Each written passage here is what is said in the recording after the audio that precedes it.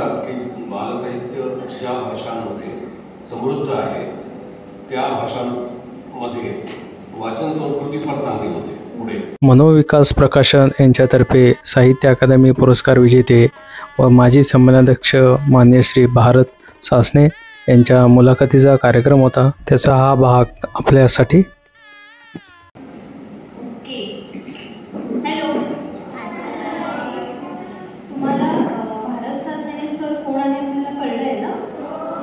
छान, त्यांनी एक मस्त पुस्तकांचा संच लिहिला आहे आपल्यासाठी आणि त्यांना साहित्य अकादमीचा पुरस्कार मिळाला आहे म्हणजे त्यांना मोठी शाबासकी मिळाली आहे. त्यांनी जे बालवाचकांसाठी छान पुस्तक लिहिलं आहे त्यासाठी. तर आपण आधी त्यांचं परत एकदा अभिनंदन करूया. भरपूर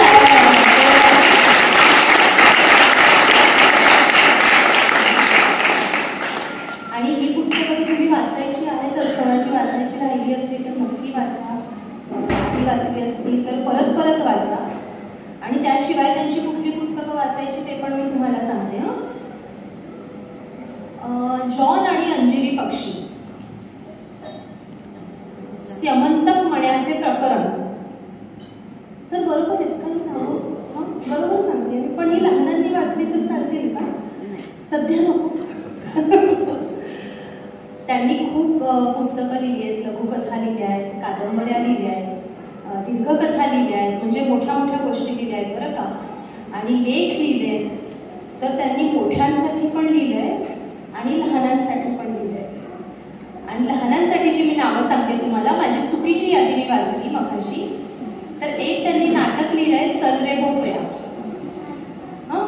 हे वेगळं आहे. ती भोपळ्यातली आजी आहे ना, तिचंच नाटक आहे, पण हे थोडं वेगळं आहे. मग टुनटुन बेडकाचा प्रवास, राम आणि श्यामच्या अद्भुत साहस यात्रा, अशी पण त्यांनी छान छान पुस्तकं लिहिली आहेत. तर ती तुम्ही नक्की वाचा. मगाशी आशिषनी सांगितलं की सर उदगीरच्या साहित्य संमेलनाचे अध्यक्षसुद्धा होते आणि त्याशिवाय भारतीय प्रशासन सेवेमध्ये ते कार्यरत होते. जिल्हाधिकारी म्हणून ते रिटायर झाले. आणि ही सगळी जबाबदारी पार पाडत असताना सर तुम्ही एवढं विपुल लेखन केलं. तर त्याबद्दल बोलून थोडीशी आपण सुरुवात करूयात. आता असं आहे की यादी आता चुकीची आणि बरोबर दोन्ही वाचल्या. प्रौढांसाठी आणि मुलांसाठी दोन्ही वेगवेगळे विभाग आहेत. त्यांच्यासाठी मी सतत लिहित आलेलो आहे. प्रौढांच्यासाठी म्हणून जी यादी आहे ती वेगळी, मुलांच्यासाठी असलेली ती यादी वेगळी. पण मग असं का? तर त्याचं कारण असं की माझ्यामध्ये जो बालक लपलेला आहे त्याच्या रंजनासाठी सुद्धा मी लिहितो. त्यामुळे माझ्यासाठी आणि इतरांच्यासाठी अशा प्रकारचं हे लेखन प्रामुख्याने मी केलेलं आहे. आणि त्याच्याबरोबरच मी वेगवेगळे प्रयोग देखील केले की काय आवडतं आहे. जसं सांगितलं तुम्हाला आता की चल रे भोपळ्या. तर भोपळ्याची गोष्ट सगळ्यांना माहिती, लहान असताना या सगळ्यांना त्यांच्या आजींनी आयांनी सांगितलेल्याच असतील या गोष्टी. पण मग ती गोष्ट आपल्या नाटिकेमध्ये बसवत असताना ती कशी बसवायची आणि त्याच्यामध्ये कसे बदल करायचे, हा प्रयोग त्याच्यामध्ये मी केला. आणि मग ते प्रयोगक्षम अशा प्रकारची नाटिका तयार झालेली आहे. त्यामध्ये गाणी आहे, डान्स आहे आणि वाघाचा आणि त्या आजीबाईंचा झगडा त्याच्यामध्ये प्रामुख्याने दिसून येतो. त्यामुळे अशा प्रकारचे प्रयोग मी सतत करत आलो एवढ्यासाठी की बालसाहित्य हे कुठेतरी समृद्ध असलं पाहिजे मराठीमध्ये. कारण असं म्हणतात की बालसाहित्य ज्या भाषांमध्ये समृद्ध आहे त्या भाषांमध्ये वाचन संस्कृती फार चांगली होते पुढे. कारण वाचणारी मंडळी हीच आहेत, मुलं हीच आहेत आणि ती पुढे जाऊन सुद्धा वाचणार आहे. त्यामुळे वाचन संस्कृती जर चांगली असावी त्याच्याबद्दल आपण नेहमी बोलतो. पण बालसाहित्यामध्ये मात्र आपण विशेष प्रयोग केलेले नाही. हे लक्षात आल्यानंतर हा जो मुद्दा आहे तो अतिशय महत्त्वाचा आहे. तो जो मी पालकांच्यासाठी म्हणून सांगतोय की वाचन संस्कृती जर वाढवायची असेल चांगली समाजामध्ये, घरामध्ये, आपल्यामध्ये, आपल्या व्यक्तिमत्वामध्ये, तर त्यासाठी म्हणून आपलं जे बालविभाग आहे, बालसाहित्य आहे ते अधिक समृद्ध असलं पाहिजे. असा प्रयोग आपण नक्की करायला पाहिजे. अशा काही एका विशिष्ट हेतूने मी प्रयोगक्षम अशा प्रकारच्या या माझी पुस्तकं मी प्रामुख्याने लिहिलेली आहे. सर तुम्ही म्हणालात की तुम्ही तुमच्या मनातल्या बालकासाठी पुस्तकं लिहिली तर ते फार आवडलं आणि अजून अशी पुस्तकं आम्हाला वाचायला मिळावीत नक्कीच. मला एक उत्सुकता होती की संशय कुलकर्णीचं नाव संशय कुलकर्णी का आहे आपल्याला माहिती होतं बरोबर ना. आणि पण तुमच्या नावामागे काही गंमत आहे का? तुमचं नाव भारत, इतकं छान नाव नाही, असं विशेष असं त्याच्यामध्ये काही गंमत नाही आहे. 1951 मध्ये माझा जन्म झाला, त्याच्या आधी भारत स्वतंत्र नाव होता, त्यामुळे कदाचित भारत हे नाव ठेवलं असावं. अनेकांना असं वाटतं की ते तो पण नाव असावं, कारण विशालता त्यामध्ये पेरलेली आहे भारत असं. पण ते खरंच आहे, ते खरं नाव आहे, त्यामध्ये काही विशेष अशी गंमत नाही आहे. पण त्यावेळच्या परिस्थितीनुसार आणि त्यावेळच्या समाजातल्या एकूण विचारानुसार हे नाव पुढे आलेलं असावं. आणि मग स्वातंत्र्यपूर्व काळात तुमचं बालपण गेलं आहे, तर मग ही मुलं जशी स्वातंत्र्योत्तर सॉरी तर आता ही मुलं जशी संशयाची पुस्तकं वाचतायत तसं तुम्ही तेव्हा काय वाचायचं? खरं तर त्या विषयाकडे आपल्याला यावं लागेल, कारण पालक बसलेले त्यांच्याशी चर्चा मला करायची की काय वाचायचं. पण तत्पूर्वी इथे बसलेल्या सगळ्या मुलांच्या बाबतीमध्ये मला म्हणायचं आहे की आत्ता तांबे यांनी तुमच्याशी जो अद्भुत असा संवाद केलेला आहे तो इतका विलक्षण होता की असं सतत आपल्याला ऐकत राहावं असं वाटलं. कारण त्यामुळे आपोआपच असं लक्षात यायला लागले की ही बसलेली मुलं आणि हा लेखक यांच्यामध्ये कुठेतरी एक अनुबंध निर्माण झालेला आहे. आपोआपच ते बोलतायत, हे मुलं ऐकतायत, त्यांना रिस्पॉन्स देत आहेत. हा जो काही भाग आहे तो फार विलक्षण पद्धतीने आपल्याला आता लक्षात आला. असाच प्रकार पुस्तकांच्या बाबत आणि मुलांच्या बाबत देखील असला पाहिजे. पुस्तकं देखील आपल्याला रिस्पॉन्स देतात, सांगतात, बोलवतात आणि त्यांना आपल्याकडे आकृष्ट करून वाचण्यासाठी त्यांना भाग पाडतात. अशा प्रकारचं जे काही सामर्थ्य आहे ते पुस्तकांमध्ये असू शकतं, असतं. आणि त्यासाठी म्हणून कोणती पुस्तकं ही पालकांनी उपलब्ध करून द्यावीत अशा प्रकारचा एक प्रश्न वारंवार पडतो.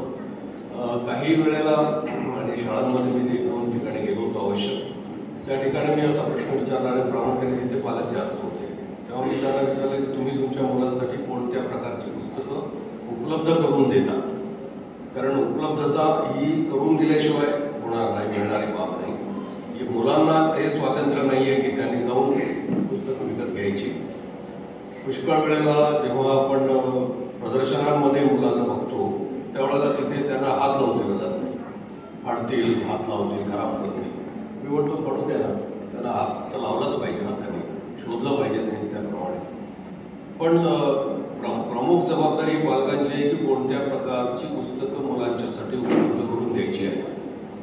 तर अशा प्रकारची चर्चा करत असताना मी त्यांना विचारलं की आपण एक यादी करूया आणि सांगा की ही सगळी पुस्तकं तुम्ही वाचलीत का किंवा तुमच्याकडे उपलब्ध करून दिलीत का तुम्ही तुमच्या घरी. तर त्याबाबत असा उत्तर असे आले की नाही, विशेष आम्हाला त्याबद्दलची काही माहिती नाही.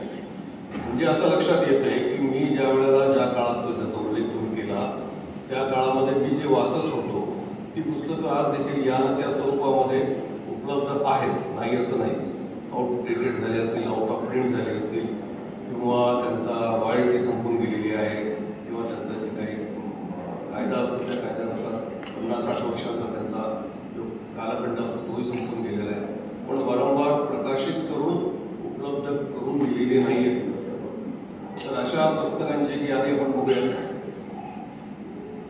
मी एक यादी आणलेली आहे आणि ती पालकांच्यासाठी आहे विशेषतः. ॲलिस इन वंडरलँड वाचलं आहे का तुम्ही? हे इंग्रजीमध्ये आहे, एक हात वर आलेला आहे. इंग्रजीमध्ये असलेली आहे आणि त्याचा अनुवाद एक मुलीने पण अनुवाद केलेला छान. आता याचे अनुवाद आपल्याकडे उपलब्ध आहेत, परंतु त्याचं रूपांतर सुद्धा त्याच वेळेला भारा भागवतांनी जुईचा अशा नावानं काय त्याचा आहे किंवा जुईच्या नावाने त्याची यात्रा, साहस यात्रा किंवा अद्भुत यात्रा अशा काही शीर्षकांतर्गत स्वैर अनुवाद केलेला आहे. ते उपलब्ध आहे आपल्याकडे पुस्तक. पण त्याहीपेक्षा ॲलिस इन वंडरलँड हे जे क्लासिक आहे याचं आपल्याकडे सरळ भाषांतर देखील उपलब्ध झालेलं आहे मागेच, पण ते वाचलं जात असतं. ते जरूर मुलांना वाचण्यासाठी उपलब्ध करून दिलं पाहिजे, वाचायला लावलं पाहिजे. रॉबिन हुड, रॉबिन्सन क्रुसो, खजिन्याचं पेट, खजिन्याचा शोध, सिंदबाद. सिंदबाद तर प्रत्येकाने वाचलंच पाहिजे मुलांनी, कारण त्याच्या ज्या 6-7 यात्रा आहेत त्या सगळ्या अद्भुत अशा यात्रा आहेत. आणि त्यामुळे जी कल्पनाशक्ती अत्यंत तरल होते मुलांची, त्यासाठी म्हणून हे अशा प्रकारची पुस्तके खूप आवश्यक आहे. सिंदबाद हा आपल्या आपल्या गलबतामध्ये पुस्तक निघाला आहे, ती अशी सुरुवात होते आणि नंतर मग त्याची पहिली यात्रा, दुसरी यात्रा, तिसरी अशा 6 त्याच्या यात्रा होतात किंवा प्रवास होतो आणि प्रत्येक ठिकाणी त्याला अद्भुत असे अनुभव येतात. हे अनुभव अतिशय म्हणजे सामाजिक आहेत, सृष्टीच्या संबंधात असलेले आहेत, अद्भुत आहेत. यासाठी म्हणून हे पुस्तक जरूर वाचलं पाहिजे आणि ते मराठीमध्ये उपलब्ध आहे. ते काही इंग्रजीमधून आपल्याला मुद्दा मांडलं पाहिजे असं नाही आहे. आणि भाषेच्या बद्दल तर मी बोलणारच आहे आणि यादी आपण संपून टाकूया. त्याचबरोबरीने अल्लाउद्दीन आणि जादूचा दिवा हे वाचलं पाहिजे, कारण त्यामध्ये अनेक प्रश्न आहेत, अनेक आव्हानं आहेत समजून घेण्यासाठी. पालकांना ते माहीत असतं, कारण ऐकून माहिती असतं, परंतु अशा प्रकारची पुस्तकं उपलब्ध आहेत आणि ती वाचण्यात आली व्हावा. त्याच्यानंतर पंचतंत्र, हिसाबची पुस्तकं, श्यामची आई अर्थात वाचायला पाहिजे. निताळ पंचविशी आपल्याकडलं पुस्तक आहे, आपल्या समाजातलं आहे, आपल्या संस्कृतीतलं आहे.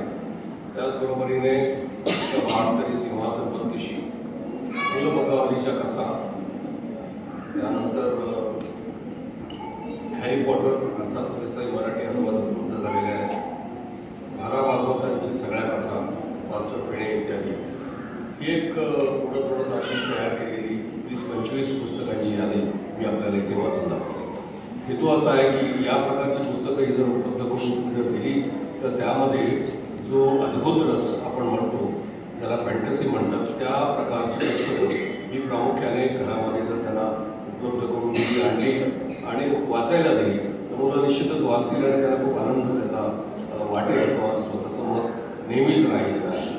म्हणून मी ही यादी तयार केली की पालकांच्या समोर हा प्रश्न असतो की काय द्यायचं वाचायला. मग मी त्यांना असं विचारतो की चांगलं द्या. मग ते इंग्रजी वाचतात, उत्तम इंग्रजी, म्हणजे भाषेचा कुठलाही बंधन नाही आपल्याकडे. मराठी, हिंदी, इंग्रजी ज्या कुठल्या भाषेमध्ये जर त्यांना वाचायचं असेल ते त्यांना अवश्य वाचायला दिलं पाहिजे. पण चांगली पुस्तकं, चांगल्या बालवाङ्मयाबद्दल मोठे म्हणून चांगली पुस्तकं म्हणजे बालवाङ्मयाशी संबंधित पुस्तकं ही आपण उपलब्ध करून दिली पाहिजेत मुलांसाठी आणि त्यांना सांगितलं पाहिजे की वाचा.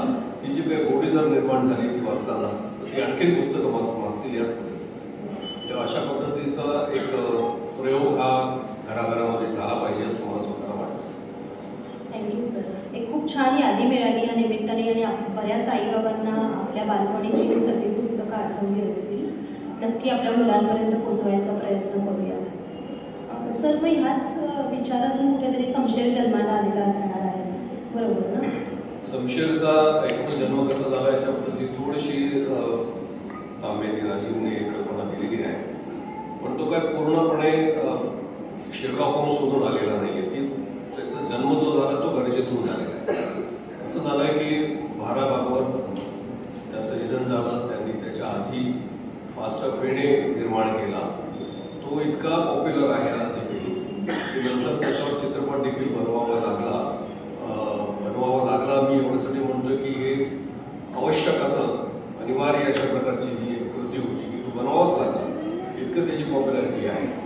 पण भारा भागवतांच्या मास्टर फेणेच्या नंतर मराठीमध्ये प्रातिनिधिक पात्र म्हणजे ज्याच्यामध्ये ही मुलं स्वतःला पाहू शकतील आणि स्वतःला बघून त्याच्यातून आनंद घेऊ शकतील अशा प्रकारचं पात्र मराठीमध्ये नव्हतंच, नाहीच आहे. काही छोटे प्रयोग जरूर झाले असतील, परंतु अशा प्रकारे दीर्घकाळ त्यांच्या सोबत राहून त्यांचा संबंध मित्रमंडळींचा जो काही एक अशा प्रकारचा पसारा आहे तो निर्माण करणं आणि तो मुलांच्यापर्यंत पोहोचवणं असे प्रयोग झालेले नाही आहे.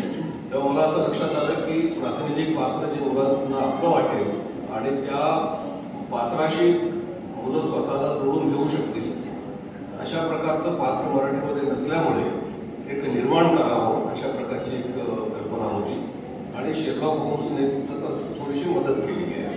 त्याच्यामध्ये देखील जे काही आपण क्लुप्ती केली आहे की शेरलॉक होमवरला शेर, त्यानंतर होम्स म्हणजे घरे, कुलूप म्हणजे काय, लॉक म्हणजे कुलूप, त्यामुळे ते नाव तयार झालं की शमशेर कुलूप घरे हे त्याचं नाव आहे आणि ते निर्माण करून या त्याच्यामध्ये सोडल्या त्याच्या बुद्धिचातुर्य साहस कथा असं मी त्याला म्हणतो. म्हणजे बुद्धी आहे, चातुर्य आहे, साहस आहे आणि या सगळं साहस कथा, कारण साहसही करतात सगळी मंडळी, पण वाचताना आपल्या लक्षात येईल की 3 पुस्तकांचा हा संच आहे.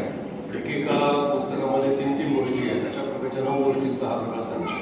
यामध्ये त्या मुलांनी त्यांच्या मित्रांनी जे काही साहस केलेलं आहे ते लक्षात येईल आणि त्याचबरोबरीने बुद्धिचातुर्य आहे, कारण त्यामध्ये जे कोडं आहे, जो सस्पेन्स आहे, तर ते कोडं सोडवण्यासाठी म्हणून ही मुलं काय करतात याबद्दलची समजा ही कथा झालेली आहे. मला असं लक्षात आलं की अशा प्रकारचा प्रयोग केल्यामुळे हे पात्र ग्रामीण भागामध्ये विशेषतः जास्त लोकप्रिय म्हणजे वाचकप्रिय झालेलं आहे. कारण तिथल्या मुलांचे पत्र जेव्हा माझ्याकडे येतात तेव्हा त्यांचं लक्षात येते की अशा प्रकारचं आम्ही वाचलेलं नाही आहे आणि आणखीन आम्हाला गोष्टी द्याव्यात. मग का तुम्हाला आवडतं तर आम्हाला धीटपणा आला, मुली लिहित आहेत छोट्या मुली, की आमच्या मनामध्ये धीटपणा निर्माण झाला, आम्ही त्याचा ताठपणे उभे राहिलो, जास्त साहस आमच्या मनामध्ये निर्माण झालं, आमच्या मनातली जी भीती होती किंवा बिकटपणा होता तो गेला. अशा प्रकारचं जे जेव्हा लिहून पाठवतात तेव्हा ती मोठी अशी पावती लेखक या नात्याने मिळत असते. ती मिळाली एवढ्या कारणासाठी म्हणून मी सांगतो की ग्रामीण भागामध्ये हे पात्र पोहोचलेलं आहे आणि त्याच्यानंतर म्हणजे उलटा प्रवास झाला आणि नंतर मग शहरी भागामध्ये मुलांमध्ये ते पोहोचणं व्हायला लागलेलं आहे.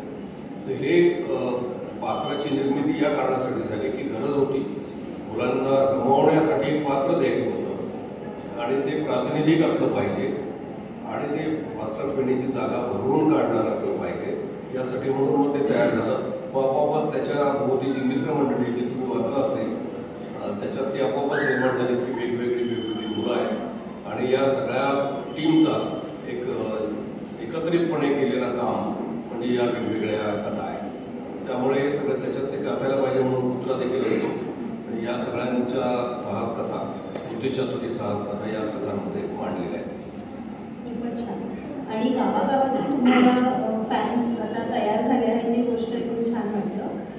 मला नेहमी साहस कथा किंवा रहस्य कथांबद्दल असा प्रश्न पडतो की लेखकाला ते रहस्य आधी सुचतं की त्याचं सोल्युशन आधी सापडलेलं असतं, त्याची उकल आधी सापडलेली असते. तुमचं काही असं एक प्रोसेस आहे का की आपण आधी ऑब्जेक्टिव्ह ठरवून घेऊ आणि मग गोष्ट लिहू, असं तुम्ही करता का?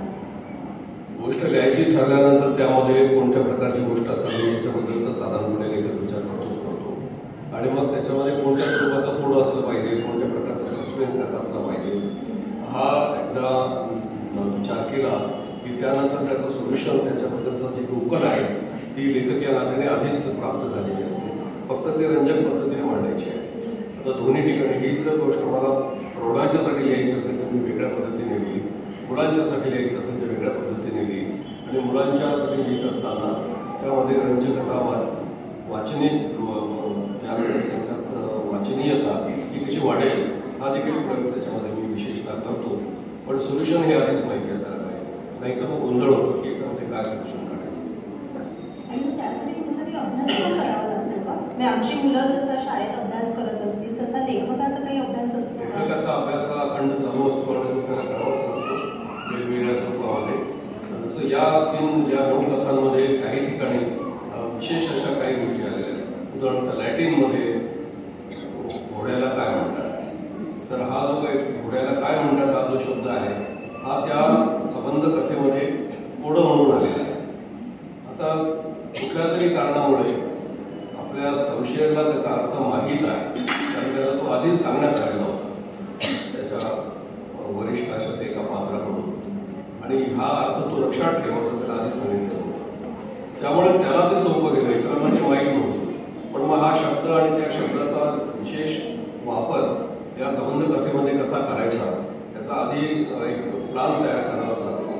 अशा प्रकारचे अनेक गोष्टी आहेत त्याच्यामध्ये अभ्यास हा लेखकाला करावाच लागतो आणि तो करून सहजपणे तो केला पाहिजे, अभ्यास म्हणून नाही. तुमची पण निरीक्षण शक्ती आणि एकदम तगडी लागत असेल नाही का? ती करावीच लागते. त्याच्यात त्याशिवाय तुम्ही मुलांच्यासाठी म्हणून लिहिता ते विसरता येत नाही.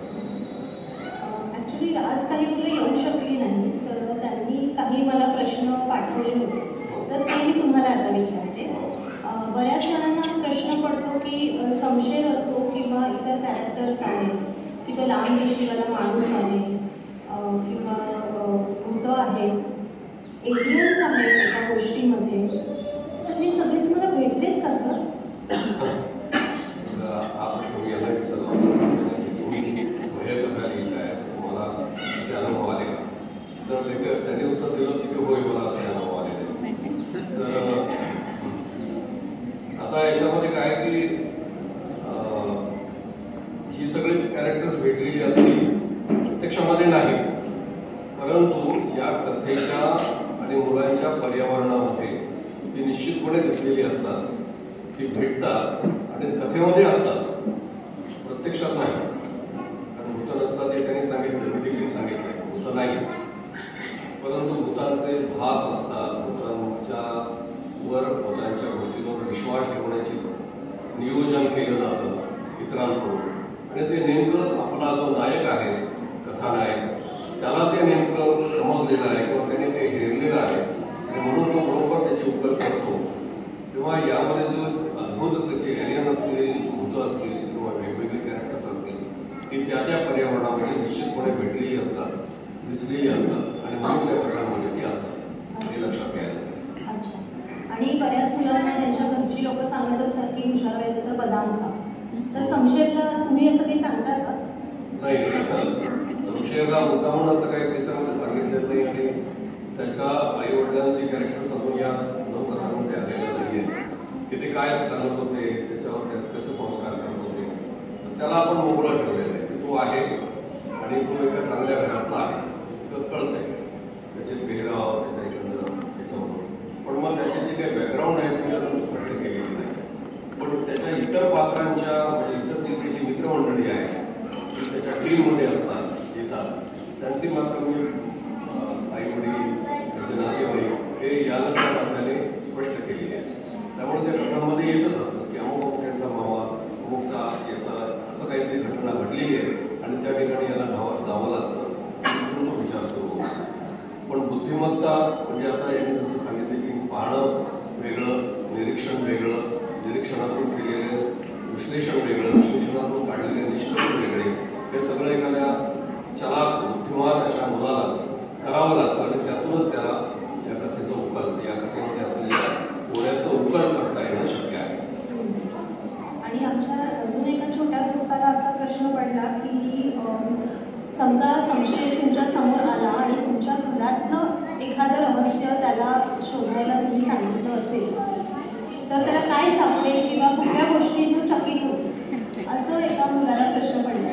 मला छान कोणताही तर माझ्याकडे आला आणि मला म्हणजे माझंच पात्र माझ्या आलं आणि मला प्रश्न विचारायला लागला किंवा त्याला काही शोधायचं आहे तर तो काय करेल. अर्थात पहिल्यांदा त्याला मी पुस्तकाच्या कपाटाकडे घेऊन जाईल की तू बघ इथे काय काय मी ठेवलेलं आहे, ती तू पहा, कारण हे बघण्यासाठी तुझ्यासाठीच ठेवलेलं आहे. खरं तर इतर ठिकाणी काय जे सर्वसाधारण घरामध्ये असतं त्या सगळ्या गोष्टी तिथे असणार आहेत. तो बघून काय बघणार, पण पुस्तकांमधून तो निदान शोधेल तरी की हा माणूस काय वाचतो, कोणत्या प्रकारचा वाचतो, काय लिहित असावा.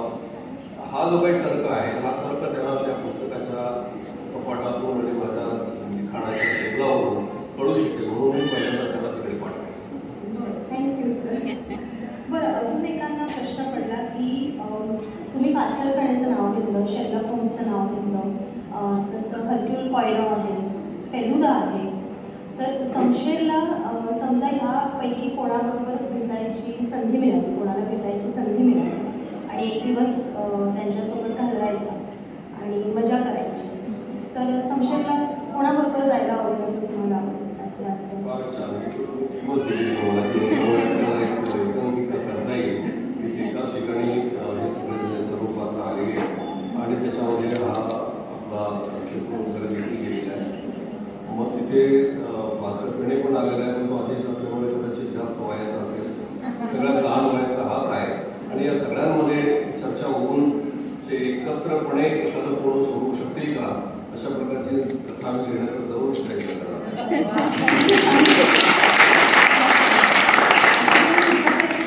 आणि या अनुषंगाने हा प्रश्न फार चांगला विचारला आपण की इतर मला त्या मुद्द्याकडे पालकांचं लक्ष वेधायचं आहे की ज्या भाषांमधलं बालसाहित्य समृद्ध आहे त्या ठिकाणी साहित्य देखील समृद्ध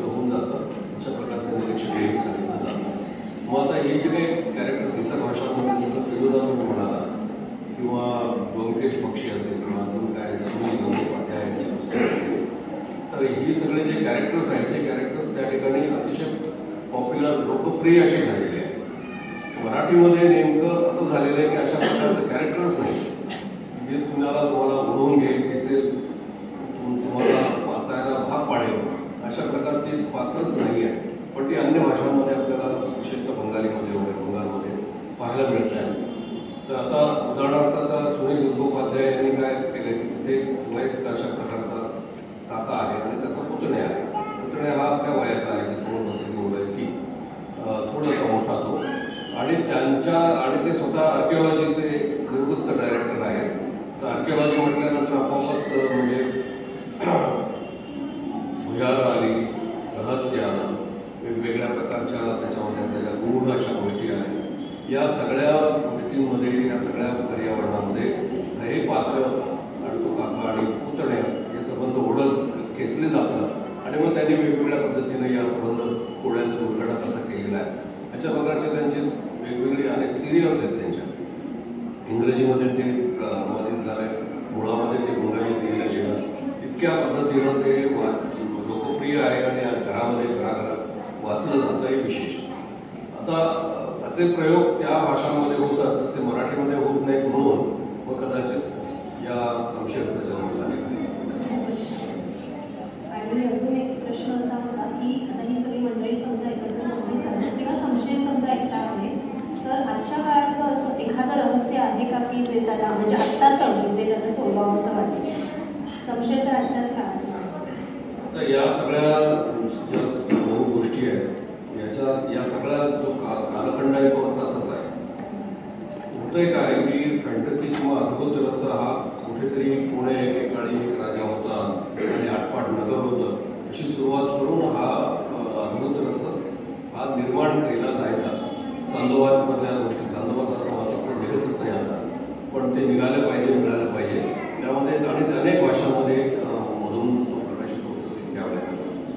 पण हा अद्भुत रस हा जो होता फॅन्टसी ही त्यावेळेला निर्माण केली जात होती आणि लहान मुलं देखील आणि त्यांचे पालक देखील हे अतिशय आनंदाने ते वाचत असतात. मधल्या काळामध्ये आपल्या बालसाहित्यामधून आपण फॅन्टसी बदल फॅन्टसीला आपण आणलंच नाही. त्यामुळे मग त्याचे जादूचे घोडे, जादूगार, राक्षस इत्यादी या सगळ्यांना आपण एका तळघरामध्ये बंद करून टाकलेलं आहे. तेव्हा ते तळघरातून त्यांना बाहेर काढण्याची आवश्यकता आहे असं मी प्रत्येक वेळेला म्हणत आहे. पण मग आता या मुद्दा असा आहे की आपल्याला पाठिंबा देण्याची गरज नाही. आत्ता जो काही समकाल आहे या सद्यस्थितीमध्ये देखील आपल्याला फॅन्टसीचा वापर करता येतो आणि कसा करता येतो तर त्यासाठी म्हणून राम आणि श्याम थोड्या मोठ्या वयोगटासाठी म्हणून मी काही साहस कथा लिहिल्या, ज्याचं पुस्तक आलेलं आहे. ज्याच्यामध्ये फॅन्टसी खूप जवळून त्याला पाहता येते, मुलांना त्याच्यावर विचार करता येतो आणि त्या दरवाजापर्यंत ते जातात. परंतु अंधश्रद्धा आपल्याला पोसायची नाही. त्यामुळे भूत असतात, अमुक असतात, या गोष्टी सांगायच्या नाही आहेत. पण त्याच्यामध्ये असलेला जो काही जे साहस आहे ते मात्र अवश्य आपण आणलं पाहिजे. याच्यासाठी म्हणून त्या वेगळ्या मोठ्या वयोगटासाठी म्हणून मी काही गोष्टी लिहिल्या.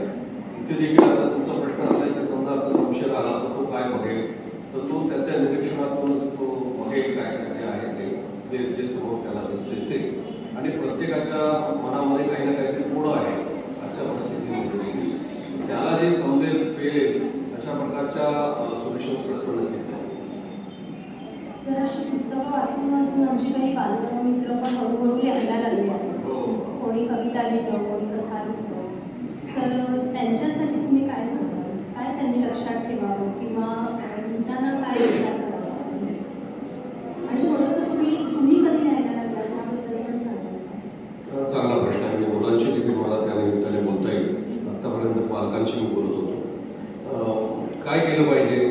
प्रश्न असा आहे की काय केलं पाहिजे की ज्याच्यामुळे तुम्ही लिहाल, वाचाल. विशेषतः तुम्हाला लिहायचं आहे असं समजूया.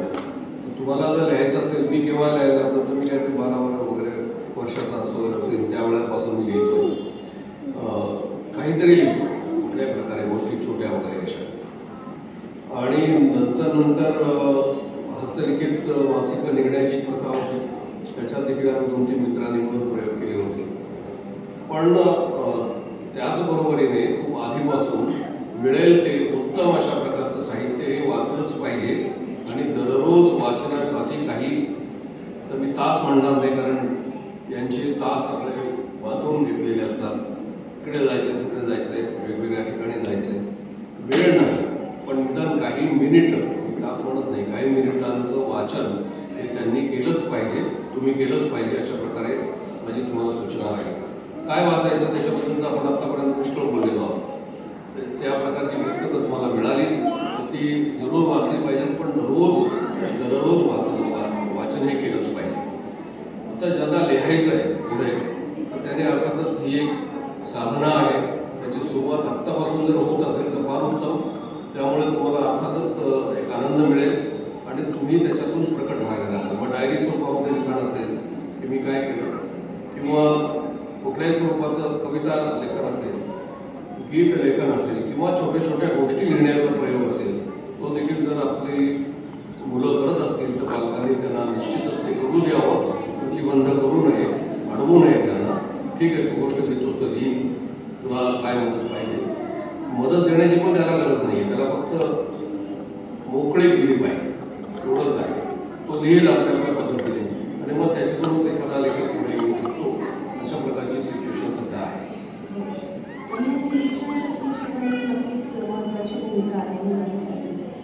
निरीक्षण शक्ती तर इतकी विलक्षण असते, त्याच्यासाठी म्हणून तो जो काही धारदार शार्पनेस म्हणतो आपण, तो या गोष्टींमधूनच मिळणार आहे. कारण असं जे पात्र ज्याच्यामध्ये तुम्ही स्वतःला पाहता, ते पात्र या कथांमध्ये अशा प्रकारचा प्रयोग करताय. त्यामुळे अर्थातच निरीक्षण कसं असावं याच्या बाबतची काही एक रूपरेषा ही आपोआपच स्पष्ट होत जाते.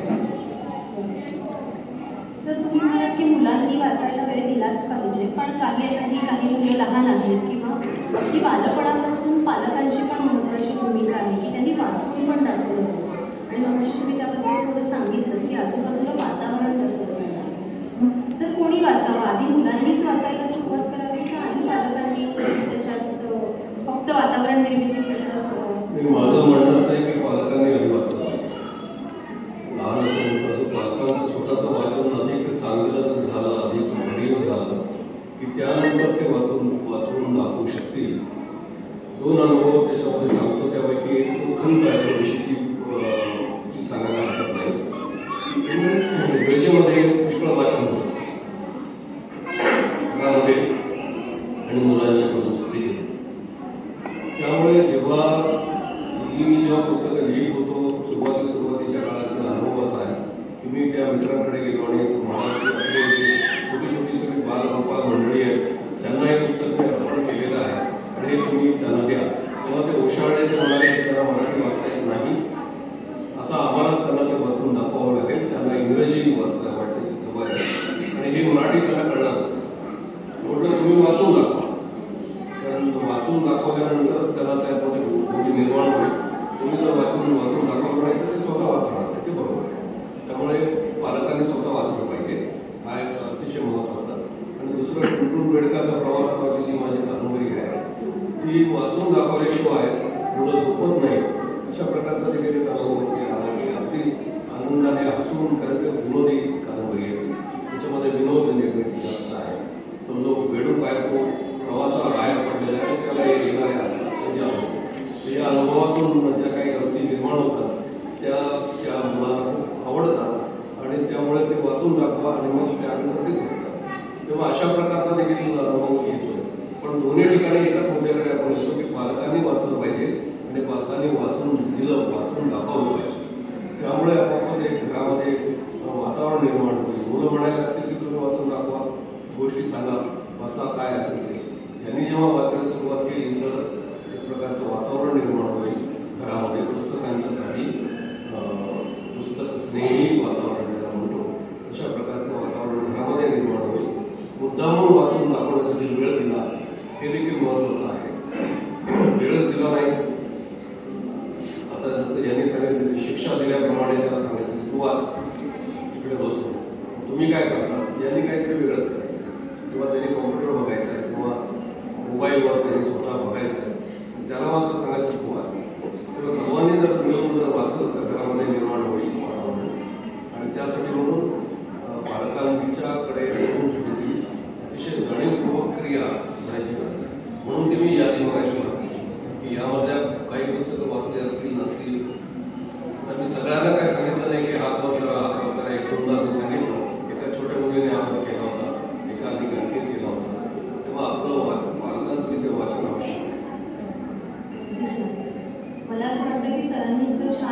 सांगितलंय आणि त्यातनं प्रत्येकाला आपल्याला काहीतरी काहींना काहीतरी नक्कीच मिळालं आहे.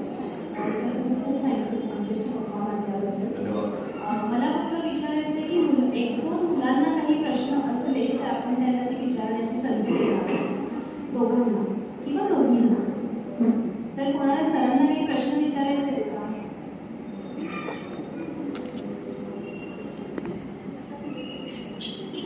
काहीच प्रश्न नाही. पण मुलांना पण प्रश्न पडतात बरं का?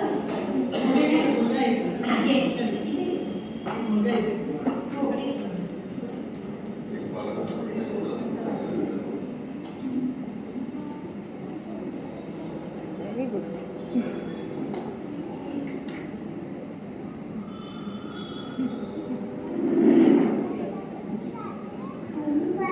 म्हणजे सांगताना त्याचा पूर्ण पत्ता का नाही सांगत? बरोबर. हा प्रश्न फार छान आहे आणि तो तुमच्या लक्षात आला म्हणून मला खूप आनंद झालेला आहे त्याचा. त्यामध्ये मी एक गमत केलेली आहे की जर हे पात्र शेरलॉक होम्स म्हणून जर मी घेतलेलं आहे असं मला म्हणायचं असेल तर मग मला शेरलॉक होम्सचा जो पत्ता असेल म्हणून विचार केला जातो की त्याचा पत्ता सांगा. तेव्हा तो जो कथाकार आहे तो सांगायला सुरुवात करतो की हा पाहिजे तर पत्र मला लिहून घ्या संशोधन वगैरे पाववाली म्हणजे बेकर स्ट्रीट आहे. त्यामुळे मग त्याच्या लक्षात येते की अरे आपण इथे उघडं पडायला गेलो तो म्हणतो नाही नाही नंतर सांगतो तुम्हाला. ती त्यामध्ये केलेली गमत आहे. पण ही छोट्या लक्षात आलेली फार चांगली गोष्ट आहे. त्यांचा पत्ता सांगा आणि त्याला आम्हाला पत्र लिहायचं अशा प्रकारची मागणी देखील झाली होती.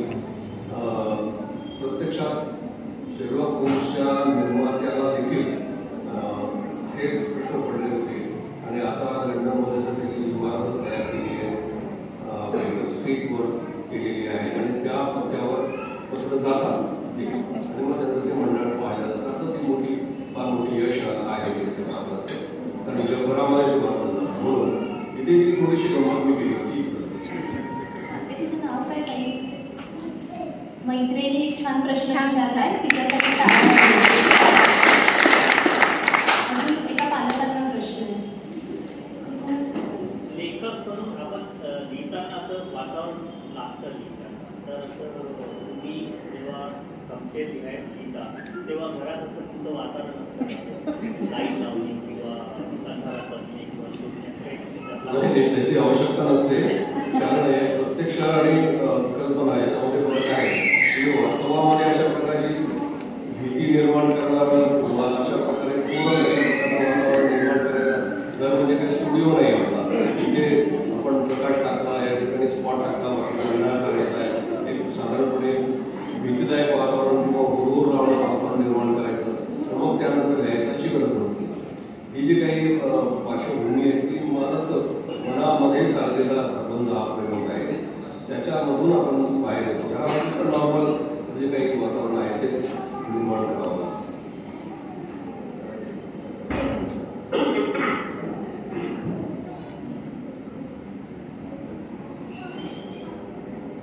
माझं नाव सुरुत आणि मला असा प्रश्न आहे की जेव्हा तुम्ही गोष्ट लिहित असता तेव्हा अख्खं त्या गोष्टी म्हणजे तुमच्या मनात काय विचार असतो आणि जर त्या गोष्टीबद्दलच विचार नसेल तर त्या गोष्टीवर त्याचा काय परिणाम होतो?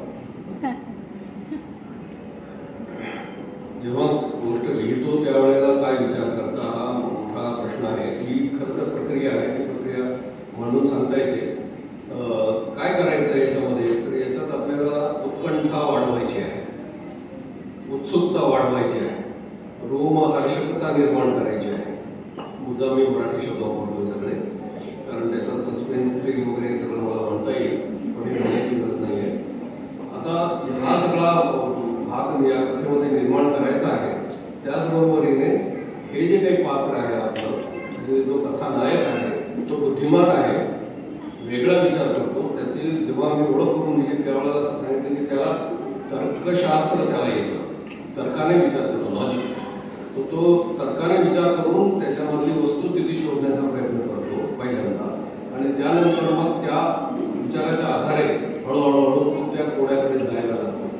तर हे करण्यासाठी म्हणून ते पात्र त्याच्या भोवती जी कोणकोणती मित्रमंडळी येणार आहेत ती मित्रमंडळी आणि संबंध एकूण वातावरण काय आहे आणि थीम काय आहे याचा विचार करून त्यानंतर तो प्लॉट बनवावा लागतो आणि त्याप्रमाणे कथा लिहिली जाते.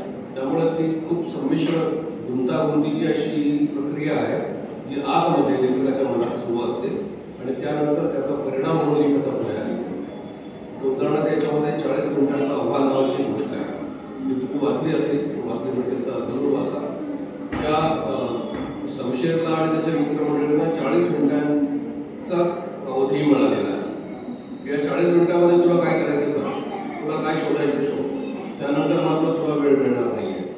घड्याळ तर टिक टिक टिक टिक करत आहे, पुढे पुढे जात आहे आणि त्याच्यातून या 40 मिनिटांमध्ये संबंध त्याची बुद्धीची परीक्षा त्याला द्यावी लागते आणि त्यातून या 40 मिनिटांमध्ये तो ते रहस्य सोडवतो. अशा प्रकारची कथा आहे.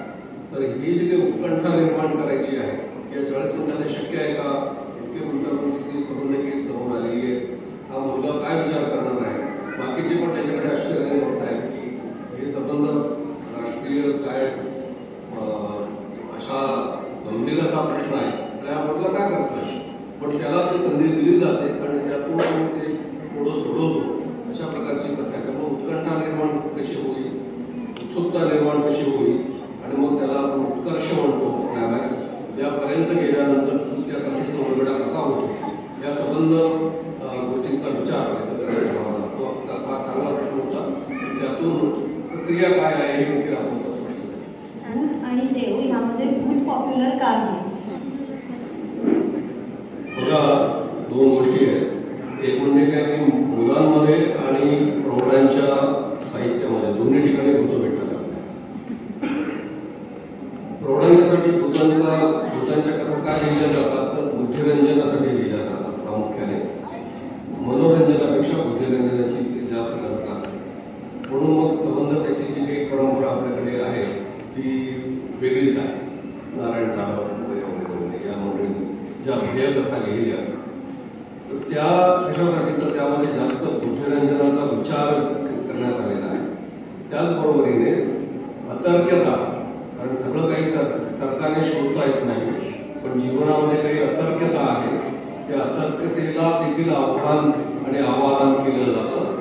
म्हणून मोठ्यांच्या विश्वामध्ये अशा प्रकारच्या कथा प्रामुख्याने येतात. मुलांच्या साहित्यामध्ये भूतं आणायची का, तर एक तर काय की हे तर आपण सुरुवातीलाच मान्य केलेले की भूतं नसतात, त्यामुळे अंधश्रद्धा आणायची नाही हे तर नक्कीच.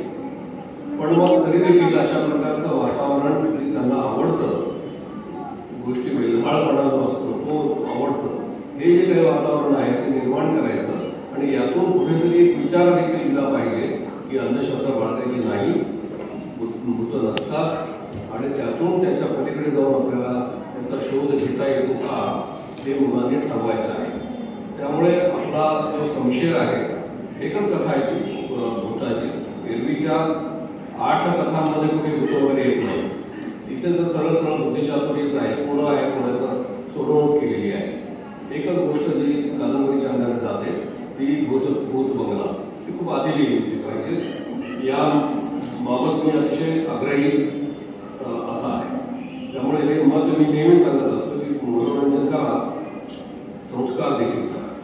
संस्कार करा आणि मनोरंजन देखील करा. या दोन्ही गोष्टी करण्याची आवश्यकता आहे. म्हणून अशा प्रकारच्या गोष्टी लिहिल्यानंतर मुलांना जे आनंद निर्माण होतो. मला काही वाचक बाहेर भेटले इथे छोटी मुलं, ते म्हणतात की आम्ही पाठच केले, या गोष्टी इतक्या वेळा वाचल्या की आम्हाला ते पाठ झालेले आहेत. तेव्हा इतका जर आनंद त्यांना मिळत असेल तर आपण हे निश्चितच हे वातावरण निर्माण करायला पाहिजे, हा त्याच्यामधला एक भाग आहे. तेव्हा हा शमशेर कुरुखरे वारंवार आपल्याला भेटायला येईलच पुढे, कारण नवकथा लिहिल्या तो संपला असं नाही आहे. त्याचा विकास होतोय. त्यांनी वाट बघतोय शमशेरच्या नवीन गोष्टींची आणि खूप मजा आली असं तुमच्याशी गप्पा मारून. आम्हाला असं वाटतं की भारत सासणे म्हणजे खूप गंभीर लेखक आहेत, जे तुम्ही नक्कीच आहात, पण लहान मुलांच्या बरोबर तुम्ही इतक्या छान गप्पा मारल्यात म्हणून खूपच छान वाटतं. गांभीर्याबद्दल बोलताना एक मुद्दा मला आठवणं म्हणून असं की विनोदी साहित्य लिहिणारे जे आहेत ते फार गंभीरपणे विनोदी साहित्य निर्माण करतात. अशा प्रकारे त्यांचा गौरव केला जातो. त्यामुळे गांभीर्य कुठे असलं पाहिजे याचा देखील विचार करण्याचा. धन्यवाद. मजा आली सगळ्यांनी बोलताना.